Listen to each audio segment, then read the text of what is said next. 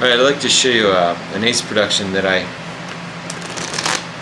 came up with this a long time ago, and I want to share it now because I want to recycle some of this material, and I want to share it. This is what it looks like. Give the cards some cuts and produce one ace. Okay, give it some more cuts. Produce ace number 2. Okay. There it is.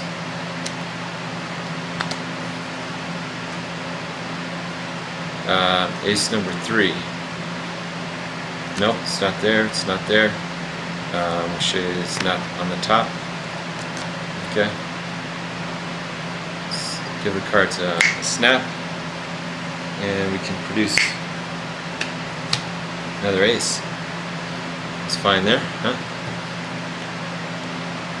Now, I then have you cut the deck.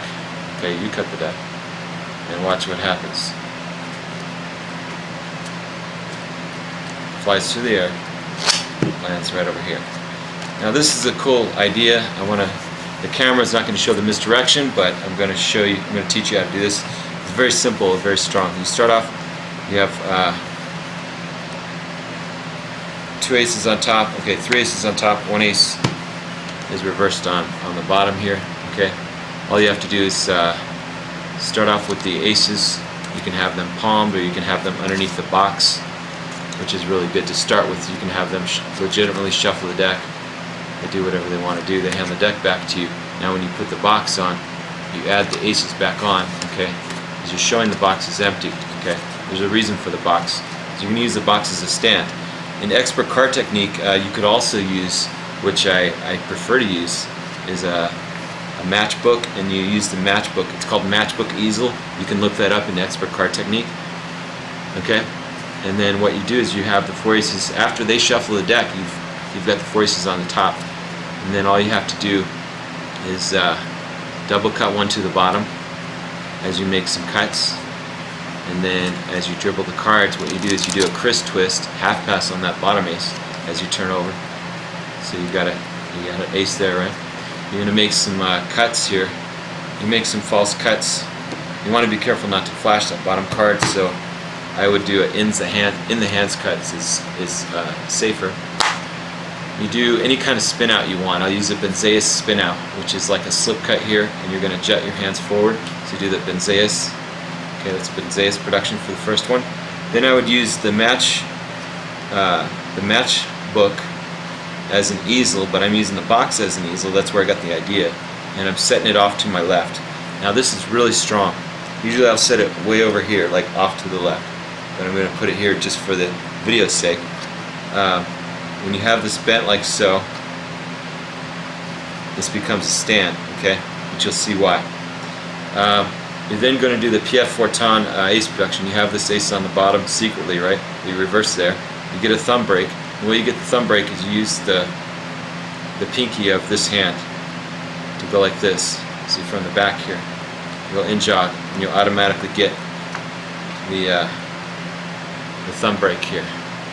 Cut the deck, make this production. You can do it with 2 hands, or you can do it with 1 hand. Here's a variation of Darwin Ortiz, I believe. I've seen Darwin Ortiz do it with 1 hand, which is really strong because it's still popping out and there's only 1 hand. I like that one. I'll probably use that one, the Darwin Ortiz one-handed version. I'm not sure if that's Darwin Ortiz, but I've learned it from his works. So you do that, right? You want to angle it.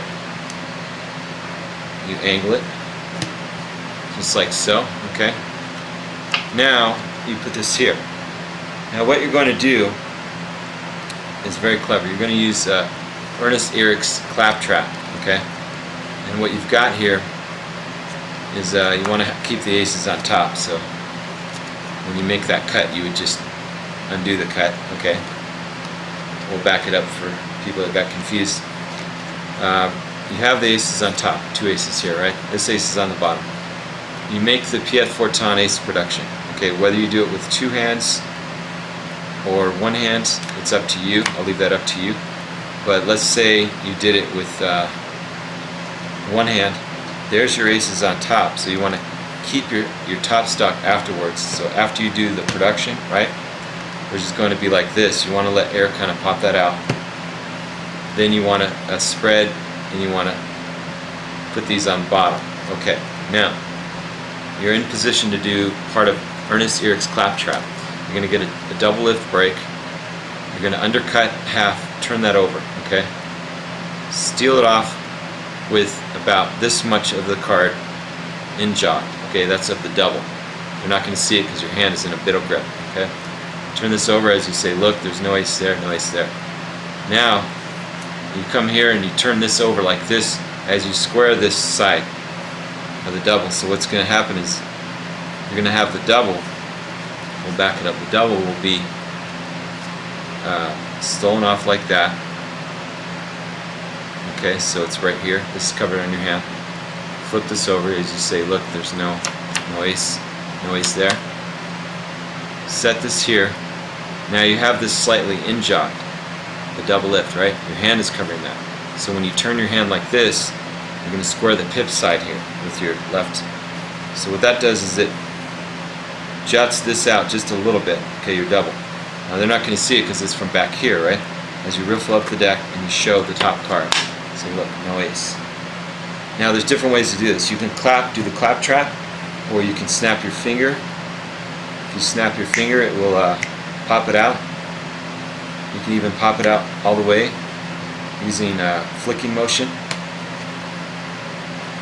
And if the box is there, it'll actually catch it, but that's a little bit dangerous. See how it flops it out further. I like to go to here. Then what I do is I take the double and I set the double down here. Okay? Now, for the last one, the camera's not going to show the misdirection. Okay? You've got the double lift here. The camera's not going to show the misdirection, unfortunately. It's just not. I mean, my hand can come in front if I have a reason, and that's because I'm saying cut the deck and I'm doing this joke.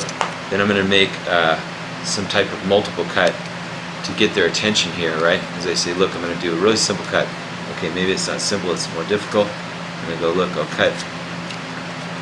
And as I do all that, what's going to happen is you can have your arm nudge this if you have this in the right position, which I will show you. If my arm was just to be in front here, and see, your arm can just nudge that. See? So that's one way to do it. I've played around with different ideas using invisible thread. You can experiment to pull it back. Your hand could be in front because you're pointing, right?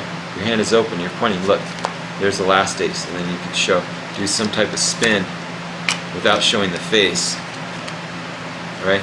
And as you're doing all of that, this just comes back here, and your thumb, your pinky actually just, let me explain it.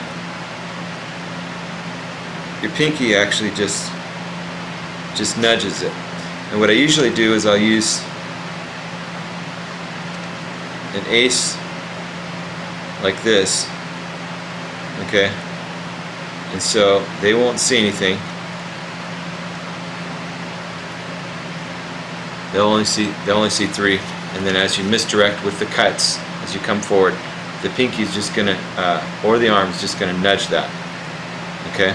So with the pinky it would be like this. With the arm it would be like I showed you, just doing like that as you make the cut. And then you let it sit there for a second because you're not making them look anywhere. The thing you want to understand about misdirection, when they do a double take and they come back, there's the aces.